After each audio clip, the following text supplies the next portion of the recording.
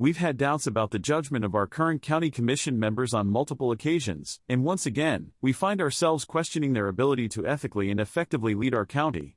The dynamic between Liza Caldwell, Kelly Sobonia, and John Mant Jr. highlights a fundamental flaw in our three-commissioner system. Two commissioners appear to merely echo support for each other's motions without exercising independent judgment. To illustrate this issue, let's delve into a recent situation involving some key figures in the current election cycle. You might recall the case from earlier news reports in 2017, when West Virginia State Trooper W.G. Hash resigned from his position following revelations of his sexual relationship with the wife of a murder suspect at the time. Evidence of this affair surfaced through text messages, photographs, and recorded phone calls spanning from January to March of 2017. Hash's involvement with the wife of the murder suspect, who was the sole witness aside from the perpetrator, had significant repercussions. It reportedly led to the suspect being offered a more lenient plea deal than initially proposed. According to a 2017 article in the Herald-Dispatch, the prosecutor handling the case, Sean Corky Hammers, opted to offer the suspect a reduced charge following the revelation of the trooper's affair with the witness. Previously facing a potential first-degree murder charge carrying a life sentence without parole, the suspect instead received a 15-year sentence. Despite the evidence implicating Hash in misconduct, Sean Corky Hammers chose not to pursue charges against him, asserting his belief that no criminal offense had occurred despite the ethical implications. In 2018, Hash sought employment as a City of Huntington police officer, as reported in a Herald-Dispatch article. As an applicant, he would have been subjected to a thorough background check and review process. It's worth noting that within approximately 10 days of resigning in shame in 2017, his law enforcement officer's certification would have been flagged inactive.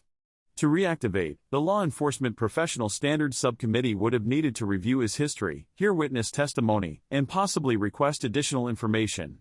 We've been advised that his application for employment was denied, but it's unknown if his certification was reinstated at that time. Further, our current information suggests that Hash was not hired by the City of Huntington due to the attention drawn by the Herald-Dispatch article exposing his application. Fast forward to December 7, 2023. According to County Commission meeting notes, Sheriff Chuck Zirkle recommended the hiring of 3 individuals as full-time county deputies. Among them was Hash. When the names were read and put to a vote, Liza Caldwell moved to approve Mr. Hash's employment, with Sobonia seconding the motion. Mant Jr., again rendered irrelevant by the 3-seat county commission design, did not cast a vote. Notably, he voted in favor of the other 2 law enforcement officials but refrained from voting on Hash's appointment, suggesting awareness of Hash's past. It's likely that Sobonia and Caldwell were also aware. Further, we've been advised that Hash's hiring was conducted through a special emergency process designed to allow for expedited hiring during emergencies like the September 11 terrorist attacks. We are unaware of any emergencies that would have warranted such a route. Furthermore, how was Hash's certification reinstated? Did Sheriff Zirkle call in a favor for his friend? That's the explanation we received.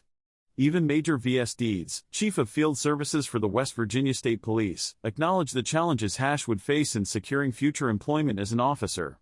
Hash's past actions have undeniably raised concerns about his suitability for public trust and whether he possesses the integrity required.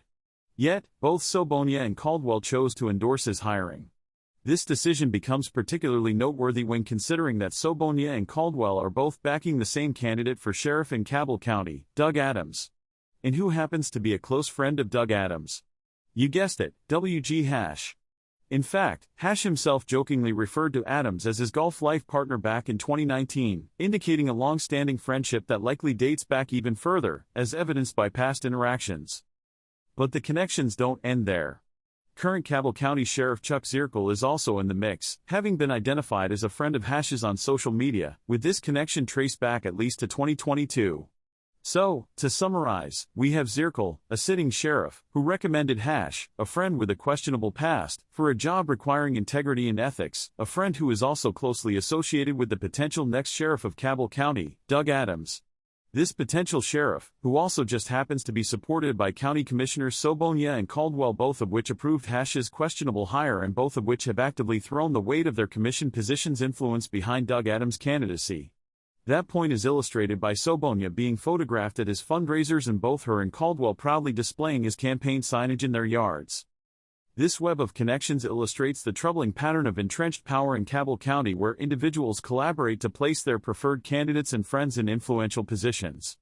However, this system perpetuates favoritism and nepotism, undermining the integrity of both the Sheriff's Department and the County Commission while also compromising the interests of Cabell County.